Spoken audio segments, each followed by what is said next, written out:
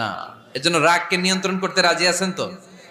এক সাহাবী এসে বললেন, ইয়া রাসূলুল্লাহ, আউসিনি ইয়া রাসূলুল্লাহ, ও নবী আমারে নসিহত করেন, আমারে কিছু উপদেশ দেন। বিশ্বনবী বললেন, লা তাগদাব, তুমি রেগে যেও না।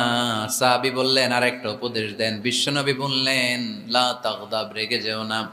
সাহাবী বললেন, ও নবী আরেকটা উপদেশ দেন। বিশ্বনবী তৃতীয়বারের জন্য বললেন, ও সাহাবী তুমি রেগে যেও না।